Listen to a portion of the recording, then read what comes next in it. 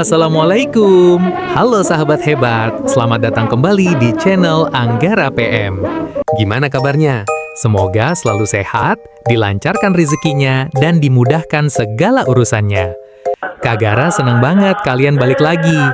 Artinya semangat belajar kalian masih menyala, dan itu keren banget. Oke, sebelum kita mulai, Kak Gara mau tanya dulu nih. Dan ini beneran Kak Gara pengen kalian mikirin jawabannya. Jangan langsung skip ya. Pertama, pernahkah kalian baca buku atau nonton film yang ceritanya berlatar masa penjajahan, masa kemerdekaan, atau peristiwa bersejarah lainnya di Indonesia? Film kayak Guru Bangsa Cokro Aminoto, Soekarno, atau mungkin novel Bumi Manusianya Pramudia Anantatoer? Kedua, waktu kalian baca atau nonton itu, apa yang kalian rasakan? Sedih, bangga, marah, atau malah bingung karena nggak tahu konteks sejarahnya? Dan ketiga, menurut kalian, kenapa ya para penulis senang banget ngangkat tema sejarah dalam karya fiksi mereka? Padahal kan sudah ada buku sejarah yang cerita peristiwa itu secara faktual. Nah, 3 pertanyaan itu sebenarnya adalah kunci untuk memahami seluruh isi bab 3 yang hari ini kita bahas bareng-bareng. Di video ini, kita akan belajar lengkap, dan Kak Gara jamin ini bukan video yang bikin ngantuk loh, karena kita bakal bahas cerpen-cerpen keren yang latar belakangnya adalah sejarah bangsa Indonesia sendiri. Kita juga akan belajar cara nulis cerpen dan cara bikin resensi. Jadi video ini all in one untuk bab 3 ya. Siap? Ayo kita mulai. Oke, sebelum masuk ke materinya, kita lihat dulu peta konsepnya, biar kalian tahu kita mau kemana aja. Jadi, di bab 3 ini ada 7 subtopik besar. Tapi yang paling penting dan yang akan kita bahas panjang lebar ada 5 bagian. Yang pertama, A. Melihat sejarah bangsa Indonesia melalui cerita pendek. Yang kedua, B. Menganalisis unsur-unsur pembangun cerita pendek. Yang ketiga, C. Mengidentifikasi dan mengaplikasikan nilai-nilai kehidupan dalam cerpen.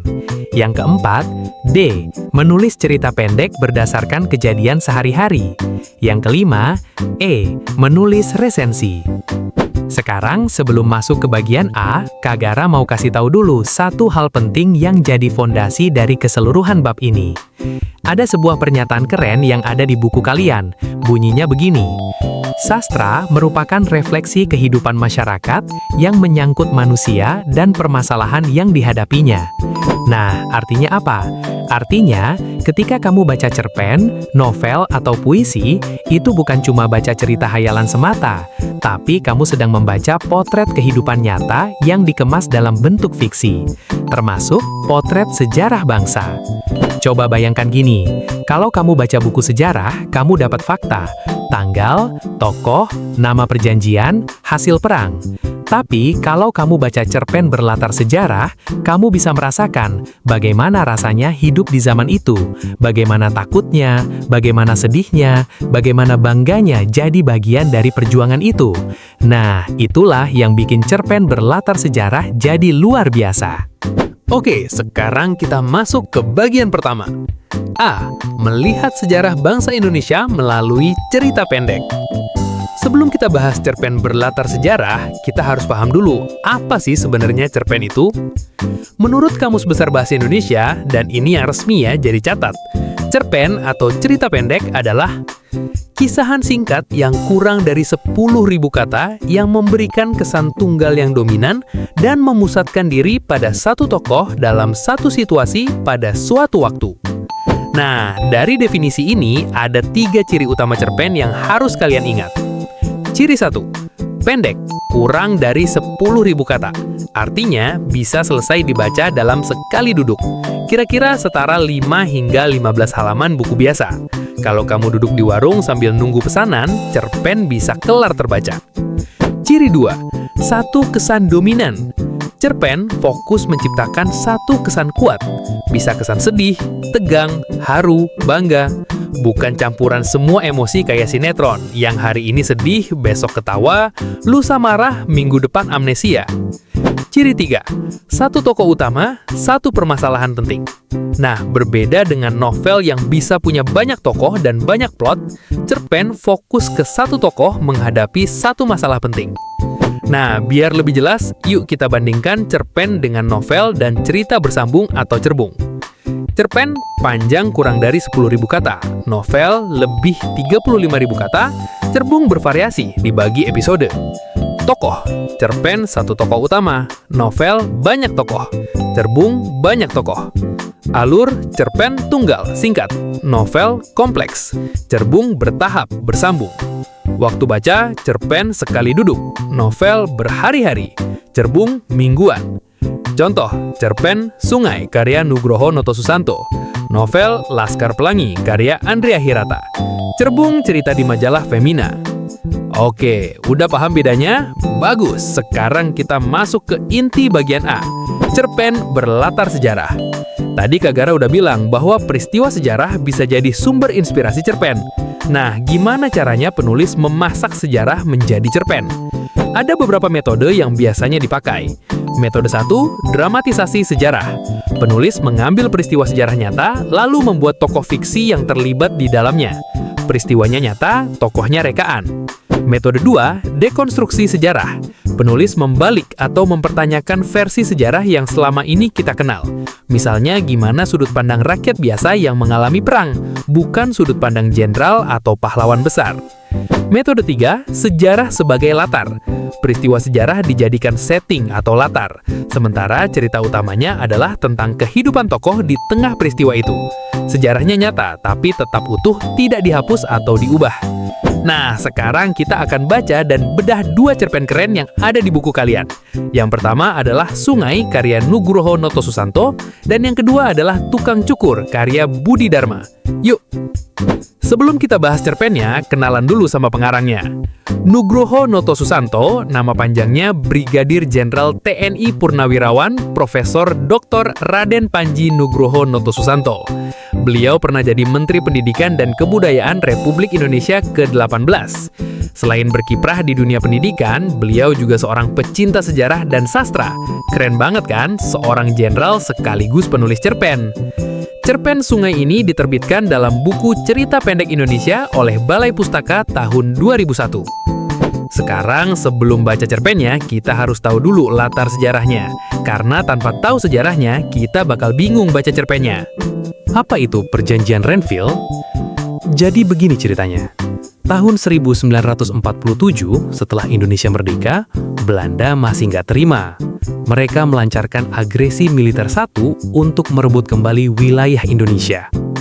Karena situasi makin panas, PBB turun tangan dan menengahi dengan mengadakan perundingan.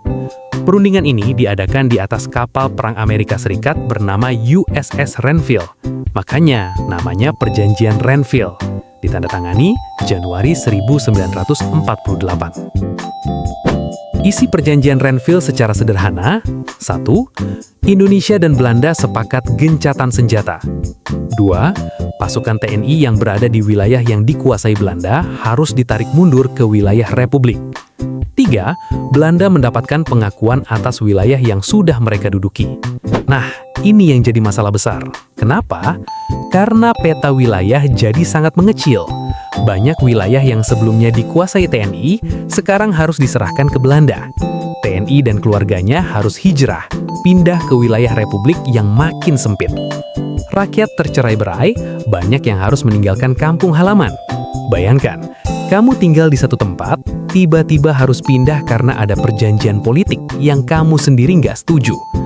Kondisi inilah yang jadi latar belakang cerpen Sungai. Sekarang, isi cerpen Sungai. Tokoh utamanya adalah Sersan Kasim, seorang tentara TNI. Cerpen ini dimulai ketika Sersan Kasim memimpin anak buahnya menyeberangi Sungai Serayu, sungai besar di Jawa Tengah, pada tengah malam. Mereka adalah kompi TNI terakhir yang kembali ke wilayah operasi di Jawa Barat setelah Perjanjian Renville. 10 bulan sebelumnya, Februari 1948, mereka juga menyeberangi sungai yang sama, tapi ke arah sebaliknya, karena harus hijrah sesuai isi Perjanjian Renville.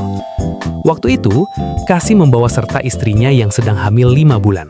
Namanya Aminah. Aminah ngotot ikut suaminya, gak mau ditinggal. 2 bulan setelah sampai di Jogja, Aminah melahirkan bayi laki-laki bernama Acep. Tapi tragisnya, Aminah meninggal sehari setelah melahirkan karena kelelahan. Kasim kini menjadi ayah tunggal dengan bayi kecil di tengah kondisi perang. Sekarang, saat menyeberangi di tengah malam, Kasim menggendong Acep sambil membawa senjata. Situasinya sangat berbahaya. Musuh, Belanda, menjaga tepian sungai. Kalau ada suara apapun, mereka bisa diserang. Komandannya memberi kesempatan pada Kasim untuk menitipkan Acep kepada barisan keluarga. Tapi Kasim memilih membawa anaknya sendiri. Saat menyeberang, Kasim terperosok ke dalam lubang di dasar sungai. Air mencapai dada. Acep basah kuyup dan kedinginan, lalu menangis keras. Tangisan bayi itu membelah keheningan malam.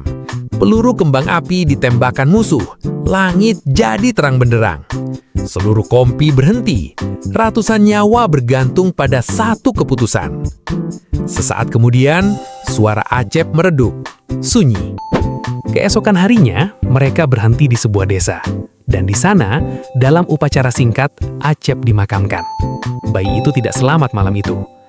Sersan Kasim duduk berjongkok di depan pusara kecil anaknya. Kepalanya tertunduk. Komandan kompi menggenggam tangannya. Matanya merah, bukan hanya karena kurang tidur. Dan cerpen ini ditutup dengan kalimat yang sangat indah. Keharuan yang luar biasa kini meluap-luap dalam dada Sersan Kasim, membanjir, menghanyutkan. Dan ia berjalan terus. Dan di bawah, sungai mengalir terus. Sahabat hebat, Kak Gara selalu terenyuh setiap baca bagian ini. Bayangkan, seorang ayah yang kehilangan istri, lalu kehilangan anaknya juga. Tapi, ia tetap harus berjalan, karena perang tidak berhenti untuk dukamu. Cerpen Sungai ini bukan cuma cerita sedih. Ini potret nyata tentang pengorbanan rakyat biasa dalam perjuangan kemerdekaan, yang namanya tidak pernah tertulis di buku sejarah resmi. Oke, kita simpan dulu rasa harunya ya. Sekarang kita masuk ke bagian B, di mana kita akan bedah unsur pembangun cerpen secara lengkap menggunakan cerpen Tukang Cukur karya Budi Dharma. Nah, bagian B ini penting banget buat kalian yang mau ujian, karena soal analisis cerpen pasti keluar. Dan kalau kalian ngerti unsur-unsurnya, kalian bisa bedah cerpen apapun. Sebelum kita masuk ke unsurnya, kenalan dulu sama cerpen keduanya. Budi Dharma adalah guru besar di Universitas Negeri Surabaya, UNESA, dan pernah menjabat sebagai rektor di sana. Beliau penulis besar Indonesia yang sudah menghasilkan novel seperti Olenka, Rafilus, Nyi Talis, dan kumpulan cerpen seperti Orang-Orang Bloomington. Beliau pernah dapat penghargaan Sea Right Award 1984 di Bangkok. Cerpen Tukang Cukur diterbitkan di Kompas 11 September 2016. Untuk memahami cerpen ini, kita perlu tahu beberapa peristiwa sejarahnya. Pemberontakan PKI 1948 dipimpin oleh Musso dan Amir Syarifuddin di Madiun. PKI mencoba merebut kekuasaan dari pemerintah Republik Indonesia. Akhirnya berhasil ditumpas oleh pasukan Siliwangi dari Jawa Barat. Agresi militer Belanda II, Desember 1948. Belanda melancarkan serangan besar-besaran ke Yogyakarta, ibu kota RI saat itu. Mereka menggunakan pesawat tempur yang dikenal sebagai pesawat Cocor Merah. Konferensi Meja Bundar atau KMB 1949. Perundingan di Den Haag, Belanda yang menghasilkan kesepakatan Belanda mengakui kedaulatan Indonesia dan menarik pasukannya. Pemberontakan DITII, singkatan dari Darul Islam atau Tentara Islam Indonesia, yang ingin mendirikan negara Islam Indonesia, beroperasi di beberapa daerah termasuk Jawa Tengah. Cerpen ini bercerita dari sudut pandang seorang anak bernama Gito, yang tinggal di pinggiran kota Kudus, Jawa Tengah. Gito anak miskin, jalan kaki 14 km setiap hari ke sekolah, makan sekali sehari, berpakaian compang-camping. Di sekitar lingkungannya, tiba-tiba muncul seorang tukang cukur misterius di bawah pohon cemara. Tukang cukur ini punya kebiasaan aneh, melukai kepala pelanggannya secara disengaja, tapi selalu berdalih tidak sengaja. Seiring berjalannya waktu, Gito menyaksikan tukang cukur ini berubah wujud. Pertama, sebagai tukang cukur sipil yang mencurigakan. lalu sebagai tentara PKI yang ikut membunuh orang-orang tak bersalah, lalu sebagai sopir jeep tentara Belanda yang artinya dia berkhianat, bekerja sama dengan penjajah, dan terakhir sebagai tentara NII, Negara Islam Indonesia yang mati tertembak di bekas pabrik rokok. Tokoh tukang cukur ini adalah simbol pengkhianatan dan oportunisme, orang yang selalu berpindah pihak untuk kepentingan diri sendiri, tidak punya prinsip. Keren kan cerpennya? Nah, sekarang kita pakai cerpen tukang cukur ini untuk belajar unsur-unsur intrinsik. Unsur intrinsik adalah unsur-unsur yang membangun cerita dari dalam. Artinya, unsur yang ada di dalam teks cerpennya sendiri. Ada 7 unsur intrinsik yang harus kalian kuasai. 1. Tema. Tema adalah gagasan utama atau ide pokok yang menjadi tulang punggung cerita. Tema bisa kalian temukan dengan cara melihat apa yang paling banyak dibicarakan dalam cerpen ini. Ada 2 jenis tema. Tema pokok, tema utama yang mendominasi seluruh cerita, tema tambahan, tema-tema sampingan yang muncul mendukung tema utama. Contoh dari tukang cukur.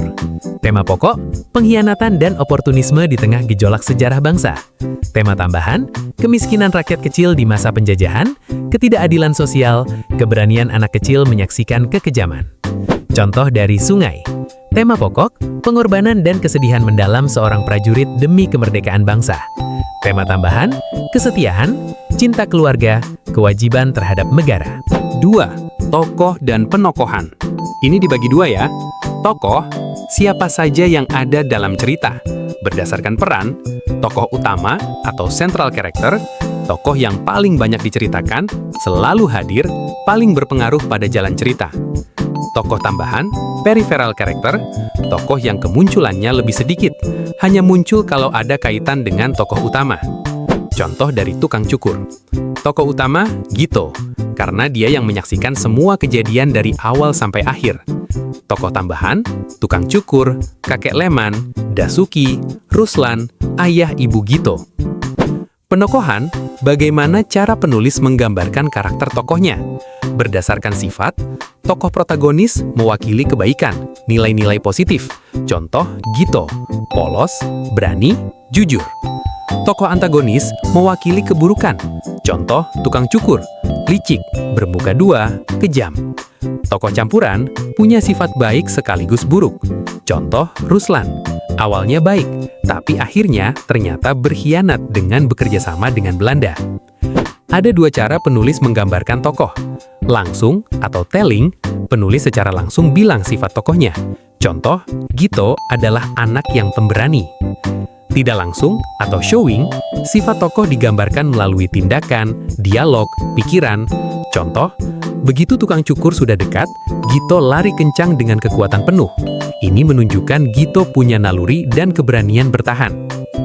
3. Sudut pandang pencerita. Sudut pandang adalah posisi penulis dalam cerita, dari mana penulis melihat dan menceritakan kisah ini. Ada 2 jenis utama. Sudut pandang orang pertama atau akuan, penulis terlibat langsung dalam cerita menggunakan kata ganti aku atau saya. Si penulis bisa jadi tokoh utama atau tokoh sampingan yang jadi saksi. Sudut pandang orang ketiga atau diaan, penulis berada di luar cerita menggunakan kata ganti dia, ia, atau mereka. Ada 2 versi. Sudut pandang orang ketiga serba tahu, penulis tahu semua pikiran dan perasaan semua tokoh. Sudut pandang orang ketiga terbatas, penulis hanya mengikuti satu tokoh saja. Contoh dari tukang cukur, cerpen ini menggunakan sudut pandang orang ketiga. Kita mengikuti Gito dari luar. Penulis menceritakan apa yang Gito lihat dan alami. Buktinya, Gito, anak getas pejaten, setiap hari berjalan kaki. Contoh dari sungai, juga sudut pandang orang ketiga, mengikuti Sersan Kasim. Setiap kali menyeberangi sungai, Sersan Kasim merasakan sesuatu keharuan. 4. Alur atau plot. Alur adalah rangkaian peristiwa yang disusun berdasarkan hubungan sebab akibat. Jenis alur maju atau progresif, cerita berjalan dari awal ke akhir secara kronologis, A tambah B tambah C. Alur mundur atau regresif atau flashback, cerita dimulai dari akhir atau tengah, lalu kembali ke masa lalu. Alur campuran, gabungan maju dan mundur. Nah, yang penting banget, setiap alur punya 5 tahapan. Ini sering banget keluar di ujian. Tahap 1, pengenalan atau orientation, perkenalan tokoh, latar, dan situasi awal. Ini bagian pembukaan cerita. Contoh di Tukang Cukur, pengenalan Gito, kehidupannya yang miskin, lingkungannya di Getas Pejaten, Jalan Dendels, Pasar Johar, Alun-alun Kudus, bekas pabrik rokok Niti Semito. Tahap 2, kemunculan konflik atau rising action. Mulai muncul masalah atau ketegangan. Contoh, kemunculan tukang cukur misterius yang melukai kepala orang. Tahap 3, klimaks atau konflik memuncak. Ini adalah momen paling tegang dalam cerita. Contoh, Gito menyaksikan tukang cukur mengeksekusi orang dengan tembakan di lapangan terbuka. Lalu menyaksikan Belanda diserang pesawat cocor merah Belanda. Tahap 4, anti klimaks atau konflik menurun. Ketegangan mulai mereda, mulai ada jalan keluar. Contoh, Belanda ditarik setelah KMB. Tukang cukur menghilang bersama Ruslan. Tahap 5, penyelesaian. Cerita berakhir, bisa happy ending, sad ending, atau open ending. Contoh, ketika Gito melihat mayat tukang cukur di antara tentara NII yang tewas di bekas pabrik rokok Niti Semito. 5. Latar atau setting. Latar ada 3 jenis. Latar tempat, di mana cerita terjadi. Contoh di Tukang Cukur, Getas Pejaten, Pinggiran Kudus, Jalan Dendels, Pasar Johar, Alun-alun Kudus, bekas pabrik rokok Niti Semito. Contoh di Sungai, Sungai Serayu, perbatasan Jawa Tengah dan Jawa Barat, Yogyakarta, Jawa Barat. Latar waktu, kapan cerita terjadi. Contoh di Tukang Cukur, September 1948, PKI, Desember 1948, agresi Belanda II, Desember 1949, penarikan Belanda setelah KMB, lalu saat Gito kelas 2 SMP, DITII.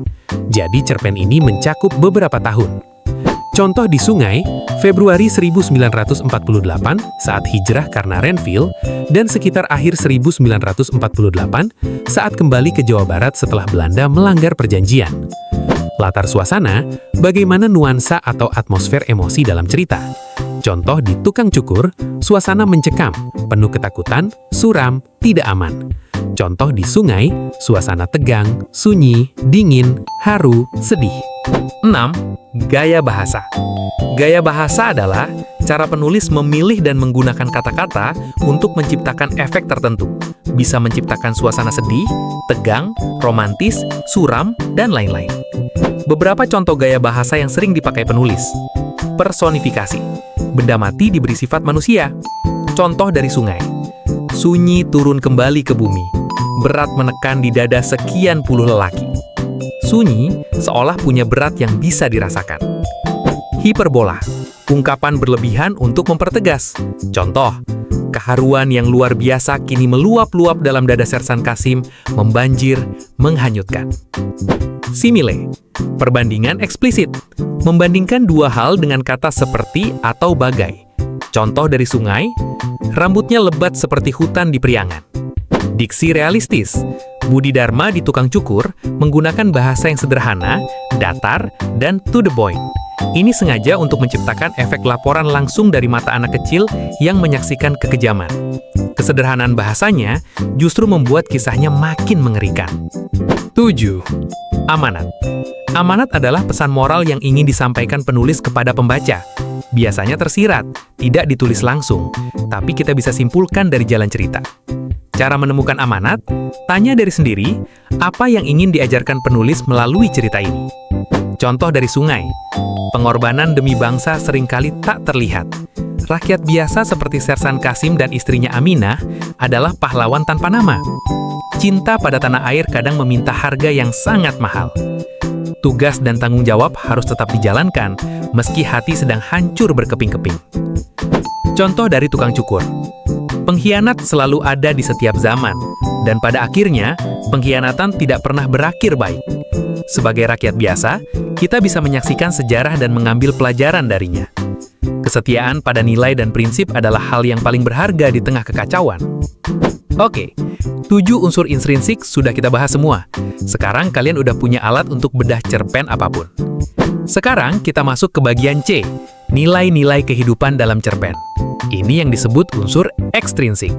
Yuk, Nah, kalau tadi kita belajar unsur intrinsik, unsur yang ada di dalam cerita, sekarang kita belajar unsur ekstrinsik, yaitu unsur yang ada di luar cerita, tapi mempengaruhi isi cerita atau bisa kita gali dari cerita.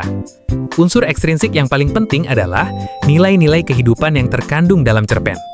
Ada 5 nilai yang perlu kalian kenali. 1. Nilai moral. Nilai moral berkaitan dengan penilaian baik buruk perilaku seseorang, tentang kejujuran, integritas, kepedulian, tanggung jawab. Contoh dari cerpen Makam, Herman R.N. Cerpen ini menceritakan Abdul yang menjadi pendatang di Kampung Lampap, Aceh, yang diamanahkan oleh Tengku Menasah, seorang pemuka agama, untuk menjaga rumah dan tanahnya. Ketika ada investor yang mau membeli tanah itu untuk dibangun hotel, Abdul menolak karena merasa terikat amanah. Bahkan ketika investor menawarkan ganti rugi berlipat ganda, Abdul memilih pergi tanpa membawa apa-apa daripada mengkhianati amanah. Nilai moralnya, kejujuran dan integritas dalam menjaga amanah. Bahkan ketika tidak ada orang yang memaksanya untuk jujur, Abdul tetap memilih jalan yang benar. 2. Nilai sosial. Nilai sosial berkaitan dengan hubungan antar manusia dalam masyarakat, gotong royong, tolong-menolong, konflik sosial, kepedulian. Contoh dari Makam. Kepala kampung menghormati Abdul meskipun Abdul hanya pendatang, karena Abdul adalah orang yang diamanahi oleh tokoh yang dihormati kampung. Ini menunjukkan nilai penghormatan terhadap posisi sosial dan kepercayaan komunal dalam masyarakat Aceh. Contoh dari tukang cukur. Gito yang miskin tapi berani melawan dengan cara lari dari tukang cukur. Ini menunjukkan nilai ketangguhan individu kecil di tengah ketidakadilan sosial. Juga kebaikan kakek Leman yang memberi makan Gito setiap pulang sekolah. Nilai kepedulian sosial antar warga. 3. Nilai budaya. Nilai budaya berkaitan dengan kebiasaan, tradisi, atau adat yang berakar dalam suatu komunitas. Contoh dari Makam. Penggunaan gelar Tengku dan Tengku Menasah adalah bagian dari budaya Aceh. Tengku adalah gelar untuk orang alim atau ulama. Menasah adalah semacam musola atau balai pertemuan yang juga berfungsi sebagai pusat pendidikan agama di kampung Aceh. Ini mencerminkan betapa kuatnya institusi keagamaan dalam budaya Aceh. Latar sejarah GAM yang ada di balik cerpen ini juga mencerminkan nilai budaya Aceh yang sangat menjunjung tinggi kemandirian dan identitas lokal. 4. Nilai politik. Nilai politik berkaitan dengan bagaimana masyarakat hidup dalam sistem kekuasaan dan pemerintahan. Contoh dari Makam. Ada konflik antara kepentingan pengembangan wilayah yang sudah disetujui dari tingkat kabupaten bahkan mendapat rekomendasi menteri dengan kepentingan individu warga. Ini menggambarkan bagaimana kebijakan pembangunan bisa bertabrakan dengan hak dan kearifan lokal warga. Contoh dari tukang cukur. Perubahan kekuasaan dari PKI ke Belanda ke pemerintah RI, dan bagaimana tukang cukur selalu berada di pihak yang berkuasa saat itu, menggambarkan realitas politik, bahwa ada orang-orang yang selalu berkoalisi dengan penguasa demi kepentingan diri sendiri. 3. Nilai agama. Nilai agama berkaitan dengan keyakinan, ibadah, dan aturan moral berdasarkan ajaran agama. Contoh dari Makam. Abdul menolak menjual tanah bukan karena harga tidak cocok, tapi karena amanah. Dan konsep amanah ini sangat kuat dalam ajaran Islam. Tengku Menasah adalah pemuka agama Islam. Seluruh konflik dalam cerpen ini berakar pada nilai keislaman yang kuat di masyarakat Aceh. Contoh dari Sungai. Di bagian akhir cerpen, Komandan Kompi membayangkan Nabi Ibrahim yang siap mengorbankan putranya saat melihat Sersan Kasim berdiri di depan pusara anaknya. Ini adalah referensi nilai agama Islam yang sangat mendalam, menggambarkan betapa beratnya pengorbanan Kasim. Kalian lihat ya, dengan memahami nilai-nilai ini, kita tidak cuma baca cerpen sebagai hiburan, kita juga bisa mengambil pelajaran hidup, empati, dan pemahaman yang lebih dalam tentang masyarakat dan sejarah bangsa kita. Bagus! Sekarang kita masuk ke bagian yang paling kreatif, menulis cerpen sendiri.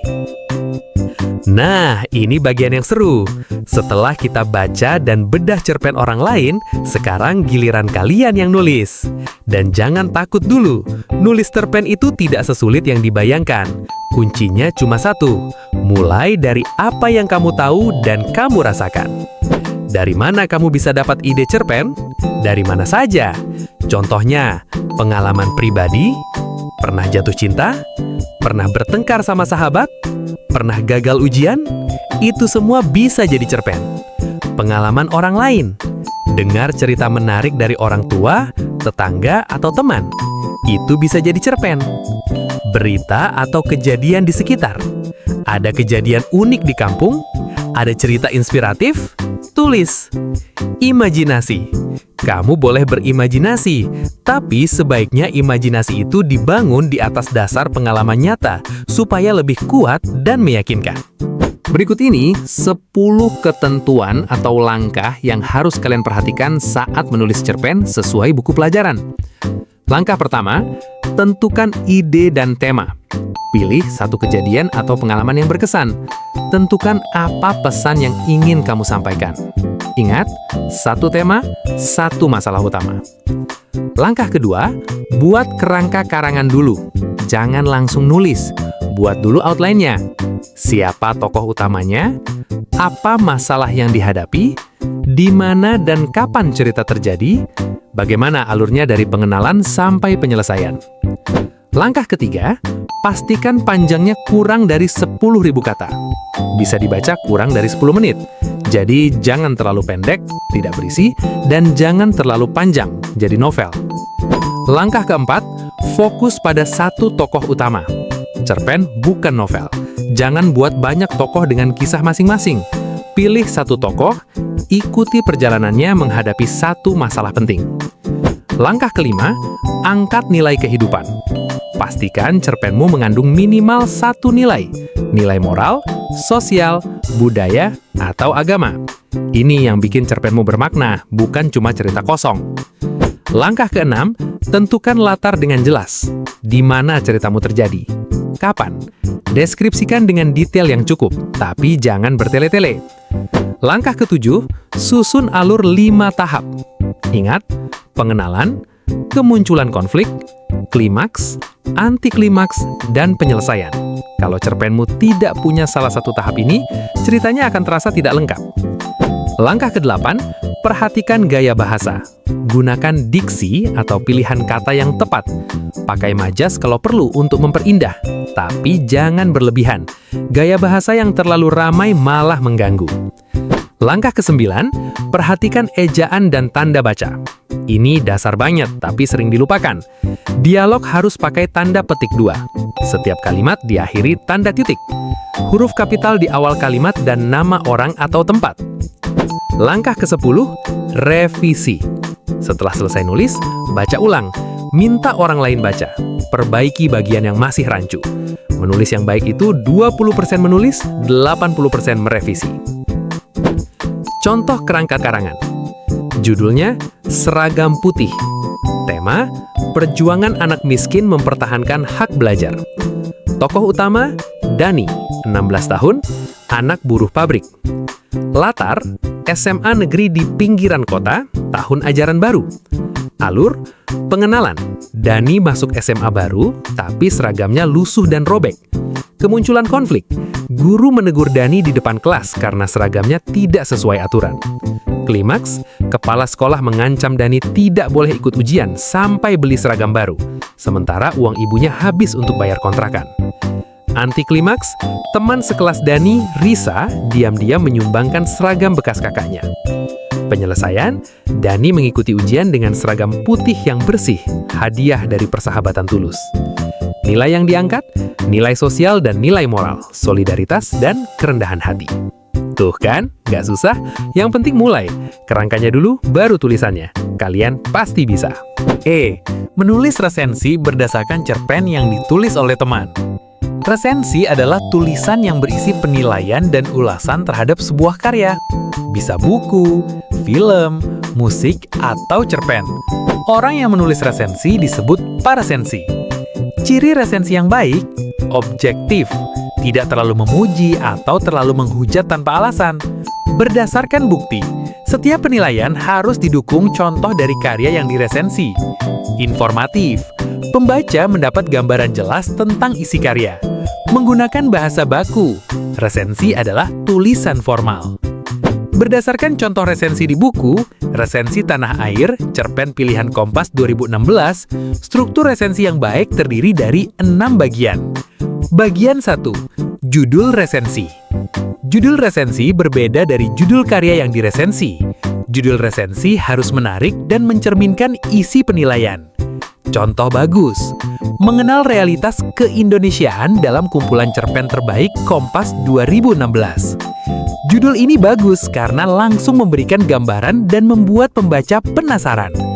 Tips membuat judul resensi bisa berupa kutipan menarik dari isi karya, bisa berupa pertanyaan retoris, bisa berupa pernyataan singkat tentang keunggulan atau keunikan karya. Bagian 2. Identitas karya. Ini adalah data lengkap tentang karya yang diresensi. Judul karya, penulis atau pengarang, penerbit, tahun terbit, jumlah halaman, jenis karya, fiksi atau non-fiksi, nomor ISBN kalau ada, nama presensi. Bagian 3. Pendahuluan atau sinopsis. Paragraf pertama resensi biasanya berisi gambaran umum tentang isi karya, bukan ringkasan detail, tapi cukup untuk memberi gambaran tentang apa yang ada di dalam karya. Contoh dari resensi di buku. Paragraf pertama membahas bahwa buku Tanah Air berisi 20 cerpen terpilih dari Kompas Minggu 2016 yang dapat dikelompokkan ke dalam 4 tema besar, yaitu tema sejarah politik, tema relasi sosial tak setara, tema relasi personal yang rumit, dan tema tradisi.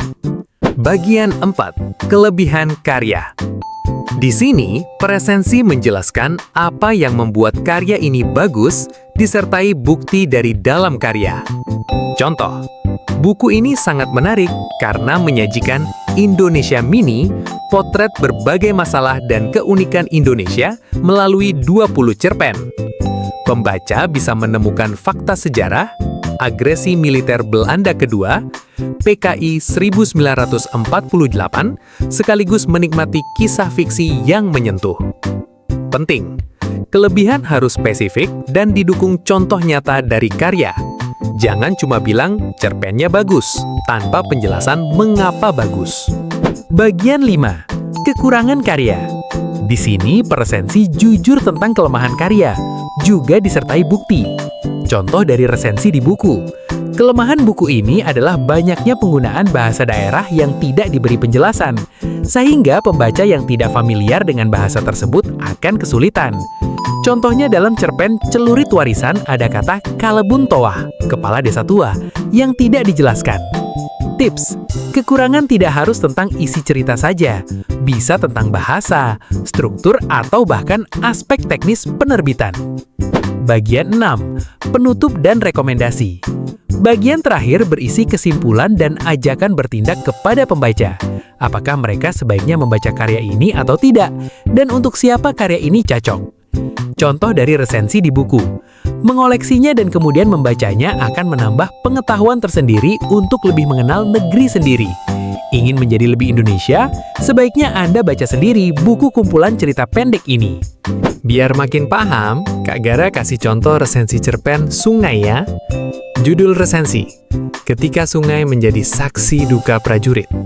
Identitas karya, judul, Sungai, pengarang, Nugroho Noto Susanto, sumber, Cerita Pendek Indonesia Jakarta Balai Pustaka 2001, halaman 1-10, presensi Kak Gara.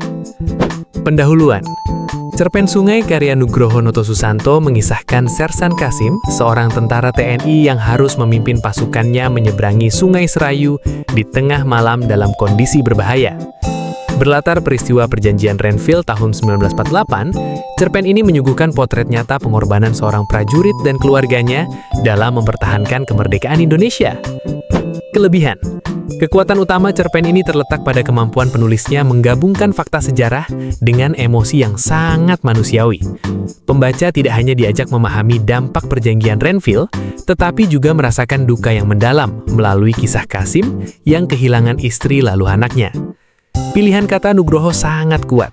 Kalimat penutup "dan ia berjalan terus" dan "di bawah sungai mengalir terus" adalah salah satu kalimat penutup cerpen terbaik dalam sastra Indonesia karena menggambarkan ketabahan yang tidak bisa diucapkan dengan kata-kata lain. Kekurangan. Beberapa istilah militer seperti stand, peleton, dan kompi mungkin terasa asing bagi pembaca awam yang tidak terbiasa dengan konteks militer. Sebaiknya ada catatan kaki yang menjelaskan istilah-istilah tersebut. Penutup. Cerpen Sungai adalah bacaan wajib bagi siapa saja yang ingin memahami bahwa kemerdekaan Indonesia tidak datang gratis. Ada harga yang dibayar dengan air mata dan nyawa rakyat biasa. Sangat direkomendasikan dibaca oleh pelajar SMA dan semua orang yang ingin mengenal sejarahnya lebih dalam. Nah, itu contohnya. Lihat kan, setiap bagian ada isinya, ada buktinya, ada penjelasannya. Itu yang bikin resensi kalian terlihat berkelas. Oke sahabat hebat, kita sudah sampai di akhir video. Selamat, kalian baru aja menyelesaikan bab 3 yang sangat kaya ini. Mari kita rangkum apa yang udah kita pelajari. A. Cerpen berlatar sejarah. Sastra adalah cermin kehidupan. Cerpen berlatar sejarah memberi kita perasaan dan empati yang tidak bisa diberikan oleh buku sejarah biasa. Kita belajar dari cerpen Sungai, latar Perjanjian Renville 1948, dan Tukang Cukur, latar PKI 1948, Agresi Belanda II, KMB, dan DITII. B. Unsur intrinsik ada 7.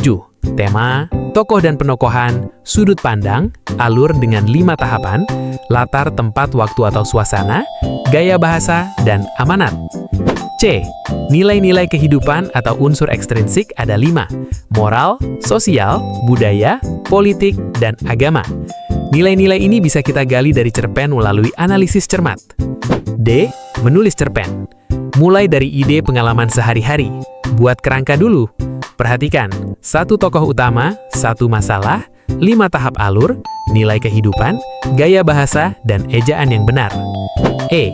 Menulis resensi. Ada 6 bagian.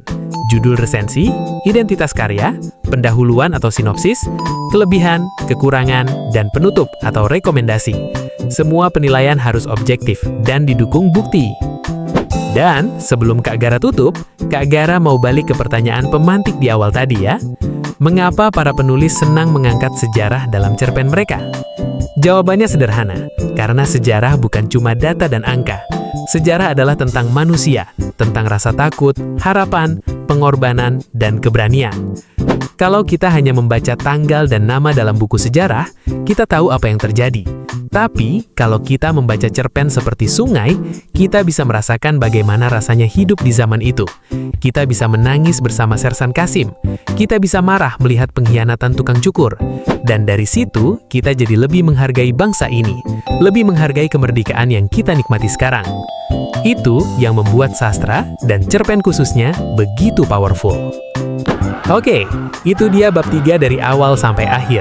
Kalau kalian punya pertanyaan, tulis di kolom komentar ya. Kak Gara pasti baca semua. Jangan lupa like video ini kalau bermanfaat, subscribe kalau belum, dan share ke teman-teman sekelas kalian supaya makin banyak yang bisa belajar bareng. Sampai jumpa di video berikutnya. Tetap semangat belajar, dan ingat, membaca itu bukan kewajiban, membaca itu petualangan. Wassalamualaikum.